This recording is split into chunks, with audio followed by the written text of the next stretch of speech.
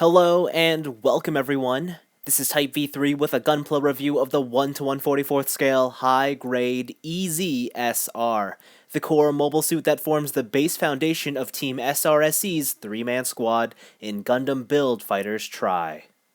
Taking the lid off this high grade kit reveals a total of 12 items. You're greeted with 10 plastic frames, a large set of polycaps, and a medium sized sticker sheet. The build process is about what you'd expect for an average HG kit.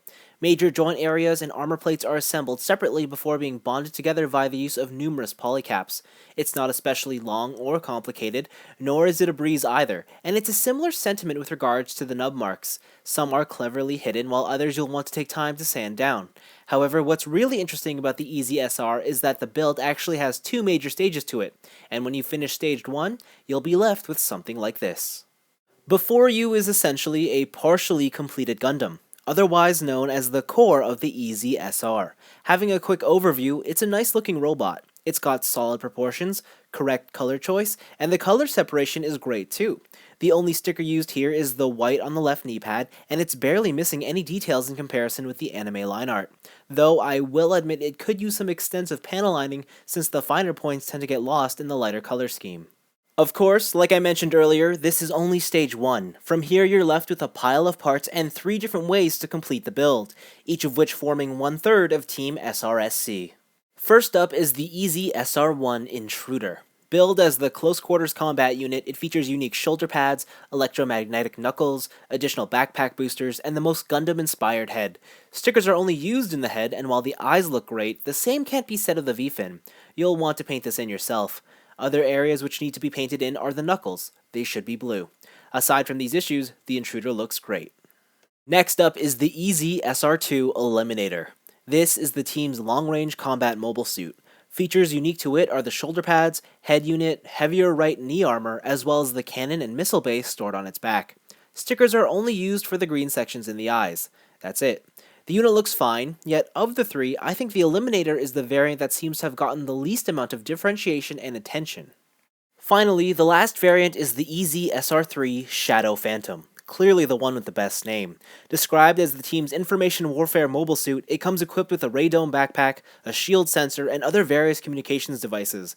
Of the 3, it sports the heaviest sticker usage. The green and yellow stickers look fine, but I was surprised to find that the entire lower mouth plate is a single sticker too. Thankfully, it's covered up by the large head armor, and doesn't look bad at all. Otherwise, this is a great looking mobile suit. Again, this kit only allows you to build one of the variants, so if it wasn't obvious, you will need 3 kits in total to build out the entire team. In either case, you'll be left with a huge amount of extra parts that can give way to simple customs or adding on to the existing mobile suits. It's just another positive side effect to the HG EZ-SR. When it comes to size, each of the 3 EZ-SRs stand at about the 5-inch mark. Obviously, their model-specific additions change the overall size of each mobile suit. Regardless, they are what you'd expect for an average HG. As you probably guessed, articulation on all the EZ-SRs are the same, so I'm just going to use the Intruder for demonstration. The head itself is on a ball joint at the base of the neck and one inside the head, so you can get the back and forth, good tilting action, up and down is okay, and of course you can go side to side. For the torso, you have 2 ball joints, one in the waist and one in the mid-torso. That gets you good swivel, a decent ab crunch, not really the best, back is okay too. If you do separate them slightly, you can get a bit more in side to side. I would have liked more, but it's okay as it is. Before I demonstrate arm articulation, I'm going to tell you right now that these forearm guards are very loose, so they tend to pop off quite easily, and it's just because of the gimmick and their connection point. So I'm going to remove them. Now the shoulders are on a swing out polycap. It is a ball joint, so you can basically move it anywhere you like. There's a hinge in the shoulder pad that goes outwards. You're looking at a bicep swivel. There's a double jointed elbow, really good, and a ball jointed wrist. The hip skirts do have ball joints, so they can come up forwards and get out of the way. The side ones are on polycaps that you can move out that much, and they can swivel. And of course, the back plate is one solid piece. The hips are connected by a single bar, but they operate inversely, so as one comes forward, the other one moves backwards and vice versa. You'll also notice that these pieces, like the forearm guards, like to pop off kind of easily. The hips themselves are universal joints, so they can kick forwards, they can kick outwards. Back is blocked by that big piece there. You have a thigh swivel, a great double jointed knee. This knee armor, and this is on all the knee pads, it moves independently pretty good. If you look down here at the bottom, this piece here can separate ever so slightly, and the back piece can move on its own too. It's actually connected on a ball joint, but this likes to pop off too. The toe itself, or the actual foot, there's a hinge connected on a ball joint, so you have some good ankle tilting and whatnot. And this section here, not the entire foot, just the white border, can move and pivot on its own. There's also some play with the backpack. The boosters here can just swivel back and forth. And this entire bar here is one piece, so it can hinge backwards to move the whole assembly. And it can also move on its own, just this tip part, so you can have it so that just this piece moves. Or you can move these boosters down here as well. Articulation on the EZ-SR is great. Actually, it's great across all three variants. Even the chunky SR3 had no problems achieving the tougher poses. If anything, I think the torso could use a bit more mobility. Beyond that, I'm satisfied. There's not much in the way of accessories. In addition to the already attached gripping fists, you get a right trigger finger and a left closed fist. With these, you can equip the SR3 with a beam rifle or the SR1 with a short-barreled variant. Do take note, a single kit only has enough parts to make one of these rifles. You will need 2 kits to build both guns separately. The only other accessories included are the 2 beam saber effect parts, and they're used solely for the SR1. The beam saber hilts simply detach from their forearm storage when needed, and the kit has no problem wielding the sabers. In addition to the accessories, each unit has its own specific features. Starting with the Intruder, the forearm guards can be rearranged in such a way so that the fists are completely covered. This results in the mobile suit's electromagnetic knuckle feature.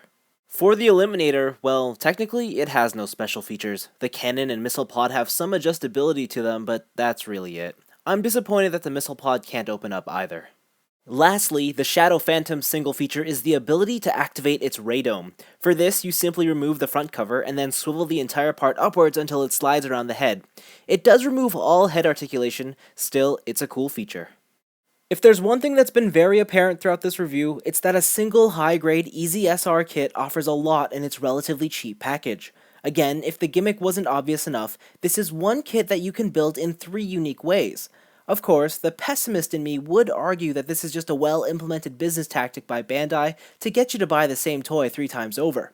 While that's true, there is always the option to have one kit and jam all the extra parts together to make an original custom. In either scenario, I think you come out on the winning end. Now, this gimmick alone wouldn't be enough to make the EZ-SR a great kit. No, what really pushes this kit above and beyond is that the basic robot, the core foundation that supports the 3-in-1 feature, is fantastic in its own right. From presentation to playability, there isn't much I can fault the kit for. That said, these aspects were probably easier to achieve with the EZ-SR's very utilitarian design. Don't take that as a complaint though. In fact, I think it only adds to the kit's charm. And that's all there is to say. Ultimately, the 1/144th scale high-grade Gundam EZ-SR is an awesome model kit. I don't know if buying 3 to build out Team SRSC is absolutely necessary. Still, if you're a Build Fighters fan, I do recommend trying out at least one. Admittedly, for all my praise, it's not my personal favorite. However, if the argument was proposed that at the moment the EZ-SR is the best in the HG Build Fighters lineup, I wouldn't disagree. But that's all for me, and thanks for watching. I really do like the 3-in-1 gimmick, and when it appears again, I hope Bandai takes it one step further. Maybe even have all the robots combine.